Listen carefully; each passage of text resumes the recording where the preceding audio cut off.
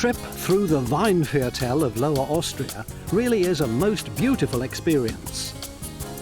Places of history, enchanting cellar alleys and highly cultivated viticulture make the Weinviertel a worthwhile destination for a round trip.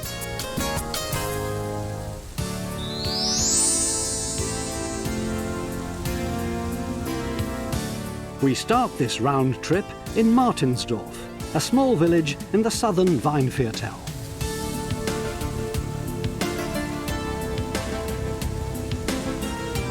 In the middle of a unique landscape in the north of Vienna, a region of hills planted with vines slowly rises from here.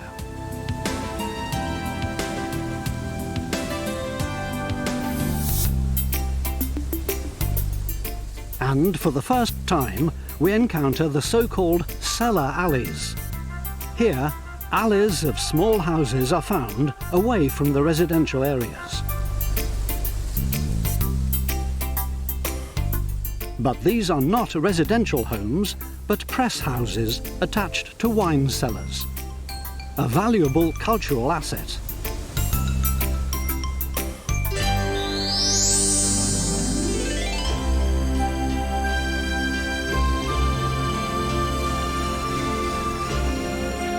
Niedersulz is in the immediate vicinity. This is where the museum village of Weinviertel was created. A typical Weinviertel village from bygone times.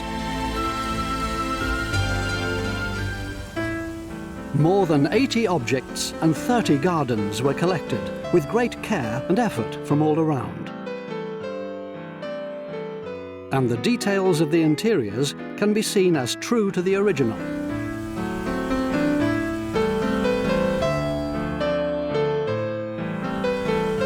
Each station presents a unique aspect of both normal and commercial life.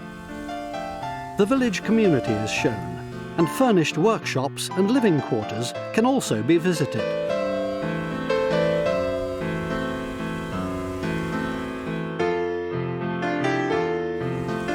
A small village church and the cemetery next door also reveal the religious aspect of the villagers' lives.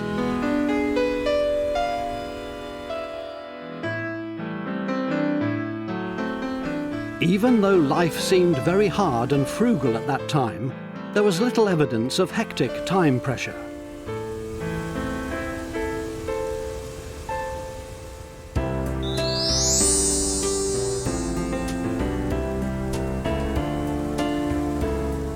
The further north, the more hilly the landscape becomes. And likewise, Ketzelsdorf is surrounded by vineyards, with the cellar alley, the Altengeringe, 1 kilometre away from the village. Of the 95 wine cellars, about 2/3 are vaulted. The location of Cellar Alley was chosen because the soil is of loam and clay, which made it easier to dig the cellars into the ground.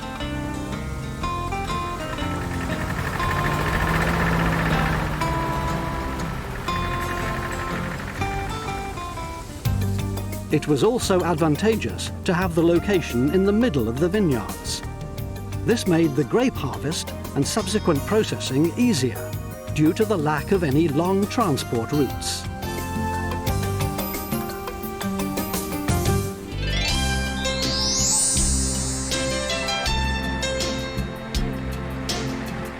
Nearby is the wine town of Poysdorf, which was built on ground steeped in history, and where viticulture has always had great importance in economic and cultural life. There's evidence that viticulture has been practiced since the beginning of the 14th century, although the first people settled here more than 7,000 years ago. Above the town, the cellar alley Radiweg leads up a vineyard. On both sides, cellar houses nestle against one another along the lowest slopes, and the trees provide cooling shade on hot summer days. The cellar owners have dug their cellars directly into the vineyards.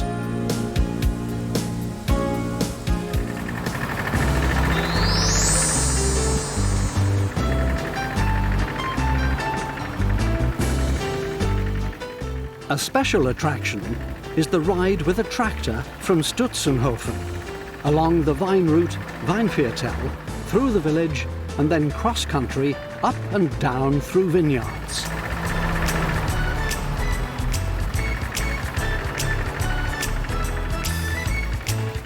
The vintner Rudolf Hahn provides this service with enthusiasm and expertise. He comprehensively explains viticulture and the harvest, while allowing his guests to enjoy the beauty of the landscape during the slow ride.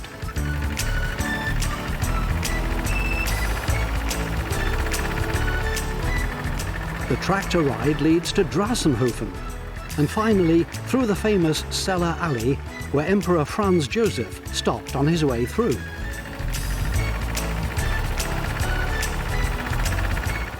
And to complement this great history, there is also a visit to his wine cellars for a little taste afterwards.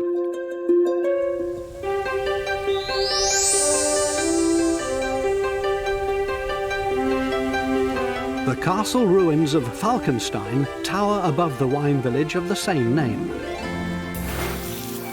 Here, wine production dominates everything, with bottles diligently washed and filled. But this place is especially known for its charming cellar alley, which is one of the most beautiful in the Weinviertel.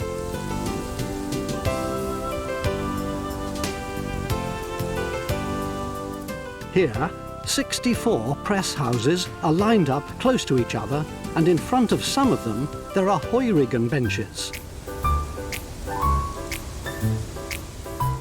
In former times, a trade route for egg traders led through the alley, which is why the cellar alley is also called Egg Alley. But the penalty for stealing grapes was to have a finger chopped off.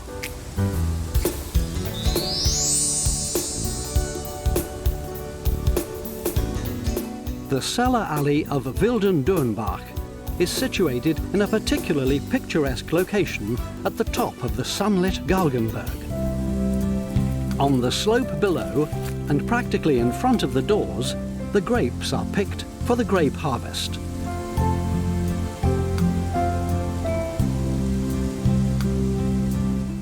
This cellar alley was once regarded as being the most beautiful. The alleys behind the village are the ones whose houses without chimneys have become part of the culture of the Weinviertel.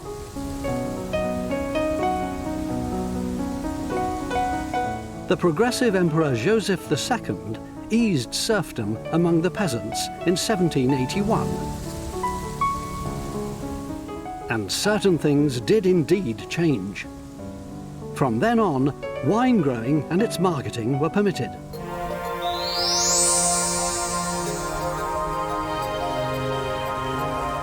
Via Großharras, we reach the wine village of Diepholz on the Wine Route, where, on the nearby hill, a simple but romantic ensemble of wine cellar houses forms its cellar alley.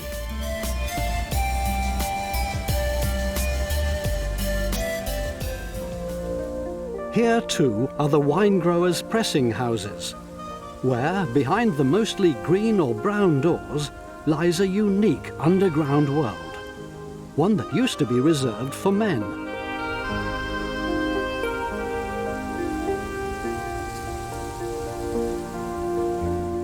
At the end of Lent, the doors are left wide open as an invitation to the neighbours to taste and savour the young wine.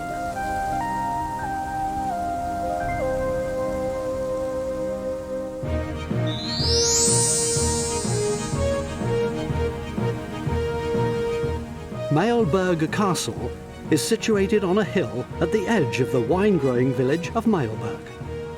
Here, the estates of Upper and Lower Austria united in 1451. They formed the Covenant of Mailberg, and 250 seals confirmed this alliance.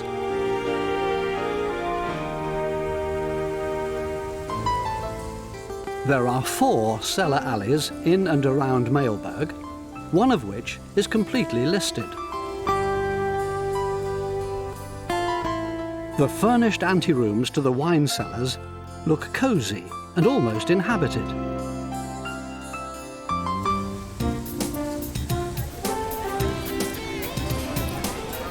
At harvest time, everyone's help is needed. The ripe grapes are cut from the vine by hand and carried in containers to the collection truck, which takes them to the cellar house.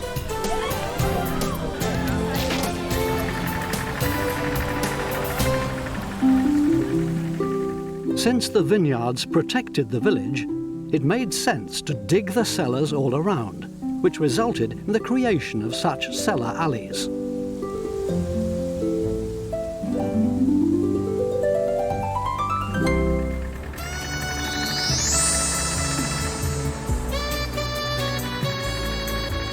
We reach Hadres, and with it the Pulkau Valley, also known as the Valley of the Cellar Alleys.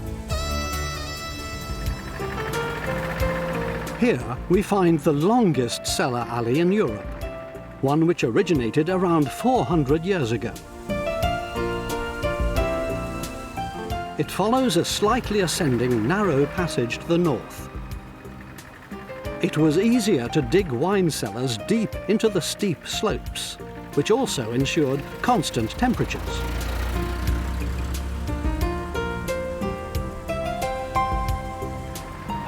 About 12 to 14 degrees Celsius was just about right for the wine in the barrel, which also meant the wine growers could gather comfortably, even in winter.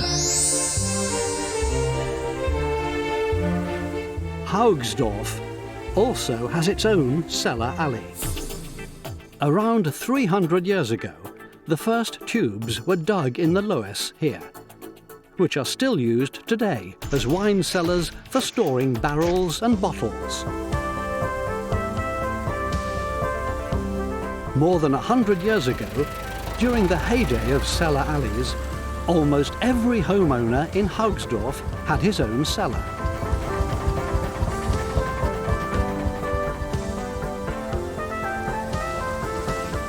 The large Keller Trift, as the cellar alleys are called here, is beautifully embedded in a deep, hollow path and leads up to the 296-metre-high Hutberg. And in the cellars, the wine is constantly checked to ensure that it is maturing properly.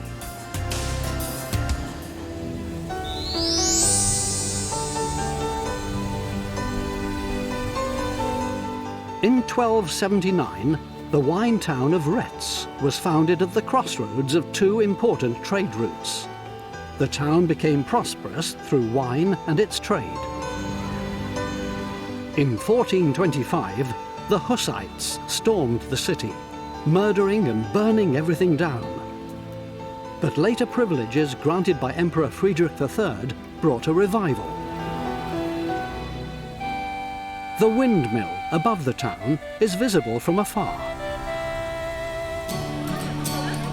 And Austria's largest historic wine cellar is an underground cellar labyrinth, dug up to 20 meters deep into sea sand.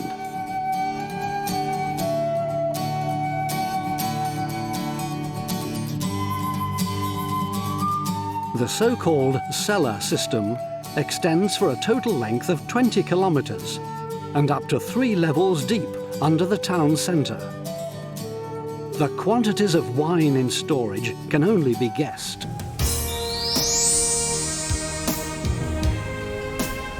Pulkau is a wine and culture town.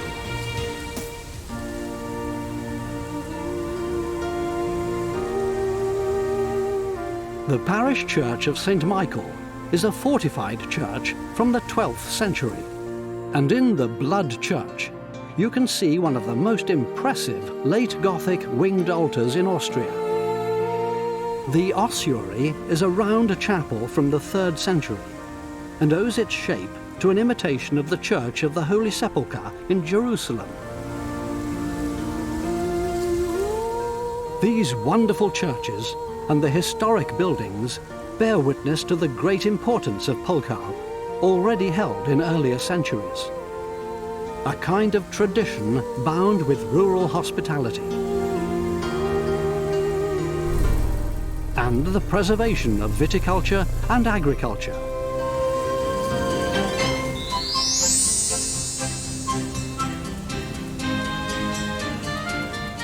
The medieval town of Eggenburg is embedded in the romantic landscape of the Weinviertel, with town castle, town houses and St. Mary's column.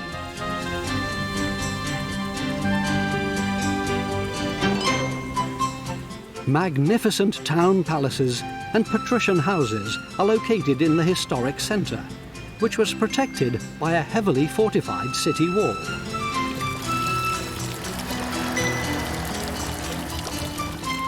Markets were held here, and especially in the 15th and early 16th centuries, the town flourished, despite Hussite raids and Hungarian occupation.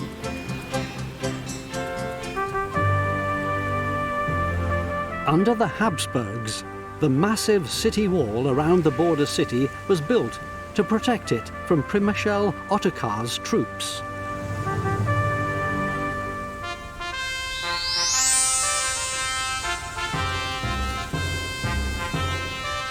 Further south of Eggenburg, we come across the listed castle of Burgschleinitz.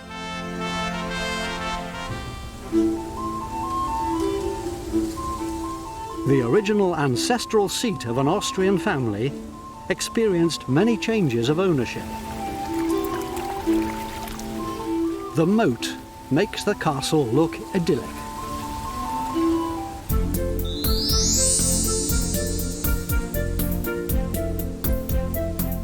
Still further south, the small town of Maissau greets you at the foothills of the Harzburg, with its brightly shining castle. The most important monument is a creation of the Middle Ages, one which also belonged to an Austrian family.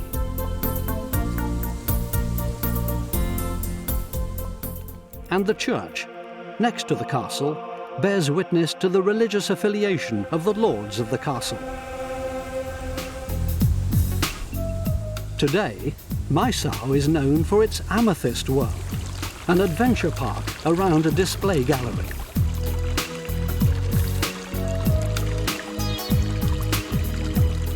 Here you can see the world's largest uncovered amethyst vein. A crystal that forms in cavities and has been used in jewellery and as a healing stone for thousands of years.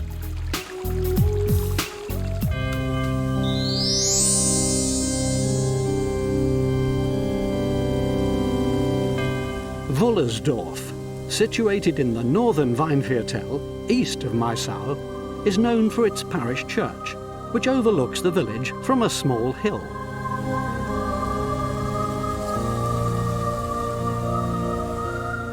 At the end of the 15th century, the Babenbergs donated the church to the Melk Monastery. A place of Catholic Marian pilgrimage was created, which also powerfully survived the times of rising Protestantism of the 17th century.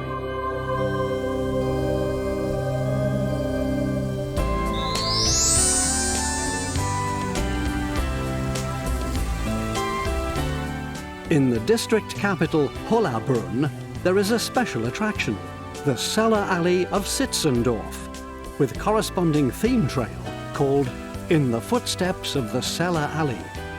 A winding circular route shows in stages the evolution of the formerly very important wine village.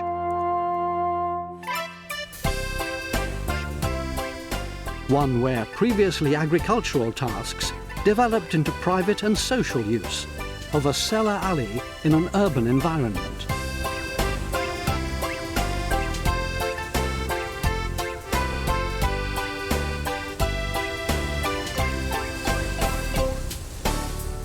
Three different experience stations have been set up in cellars. And the cellar cat, which used to hunt mice here, accompanies us everywhere.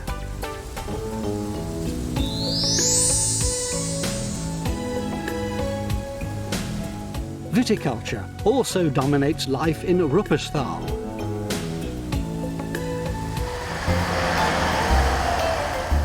On the outskirts of the village, we find the old cellar alley, where the press houses and the cellar tubes were once built and dug into the loam hills.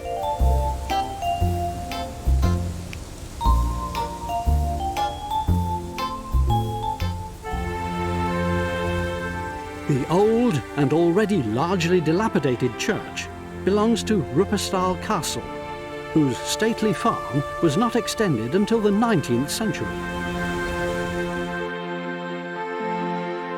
It is to be hoped that this valuable cultural monument can still be saved.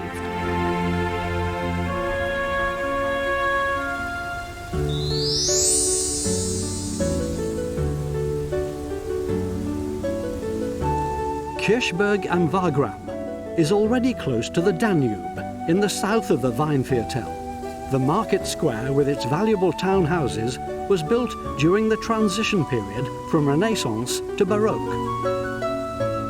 The overall picture with church and ossuary reflects the ideals of the time. And so the furnishings of the church are without excessive pomp.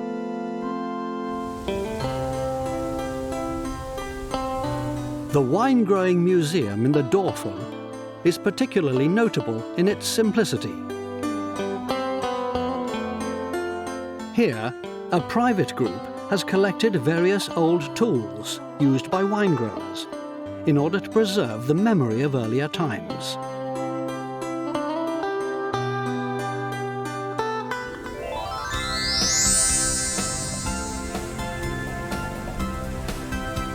Langenlois was first mentioned in a document in 1081 and has had market rights since 1310 and municipal law since 1925.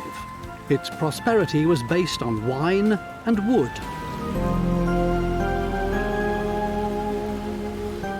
In Langenlois, the Loisium wine world is a well-known name, a unique experience all about wine.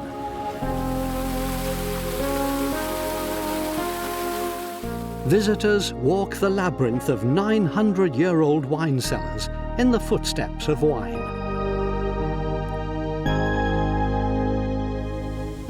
A Baroque wine grower's house can be visited, with originally furnished working, living and sleeping rooms.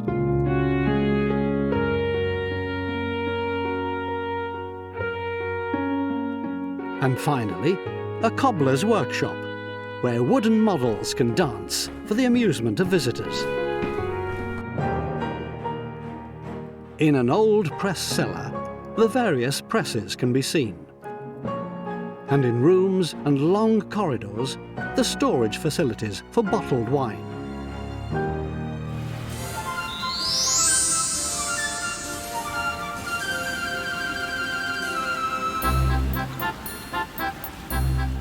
In Stein on the Danube, more than 100 houses provide an authentic picture of an old town.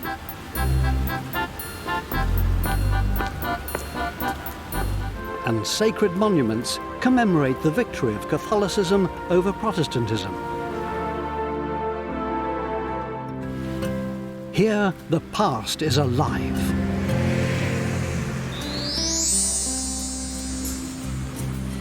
The medieval wine town of Krems on the Danube is the last stop on this tour.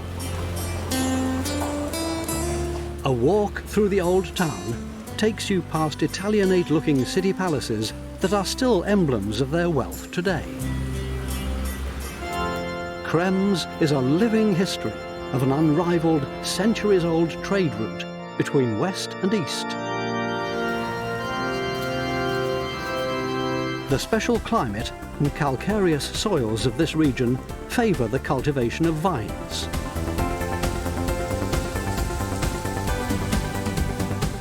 This adventure trip along the wine route has shown how wine can influence history and culture.